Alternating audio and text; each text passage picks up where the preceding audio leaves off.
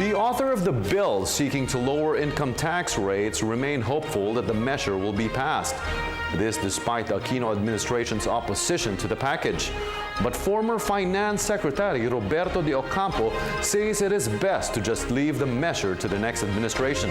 More from Freddie Abando. Time is not really on the side of Congress to pass the approval of the pending measure to re-bracket the tax structure based on inflation. Another major hurdle is to convince the president to take a second look at the measure that will benefit income workers to earn more purchasing power. The reforms will update the comprehensive tax reform package passed and signed into law in 1997.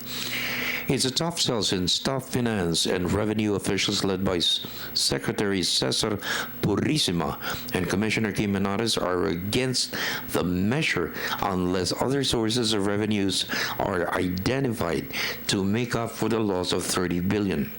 Despite this, the chairman of the House Ways and Means Committee and author of the measure, Congressman Federico Quimbo, is not losing hope. However, the chief architect of the 1997 tax reform program is doubtful if the measure will pass in the 16th Congress. Former Finance Secretary Roberto de Ocampo said it would be best to let the next administration to handle tax reform.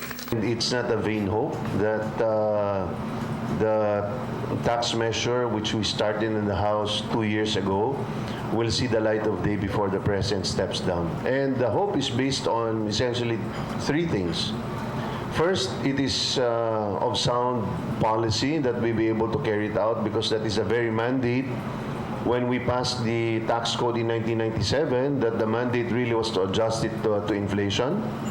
Second is that it is also timely because it has been quite a long time since we have really reviewed and changed the tax structure itself. And then thirdly is, and more importantly, is I continue to hope because the President always decides consistently in the past on what is favorable to the greater number for the greater good. It's Christmas time, nothing much happens. It's election time, only campaigning happens. And by the time all of those are finished, so is the tenure of the administration. But it should be a priority for the next administration. Well, right now they don't want to touch taxes, so forget it. If the administration doesn't want to budge, it won't budge. De Ocampo said the comprehensive tax reform program would have been perfect to benefit income tax earners and even corporate taxpayers. The CTRP was designed to simplify the tax structure and reduce rates with the goal of clamping down on tax evasion and increasing the tax base. When we crafted CTRP, we even beat Congress to the idea that the tax system or the tax rate should be simplified and lowered. To some extent, that caught the Congress by surprise because I was the first Secretary of Finance to ever say, I think we have to lower tax rates and simplify them. The reason for that is because the strategy we were looking at then relied a lot on simplifying the personal income tax situation so that it is less prone to hanky-panky, number one. Second, it would be an incentive for people to file their taxes if it was pretty simple. The more you complicate it, the more you open up room for the clever to interpret it for you for the consideration. Unfortunately, Congress introduced amendments to introduce tax incentives and exemptions, which eventually led to the reduction of revenue collections.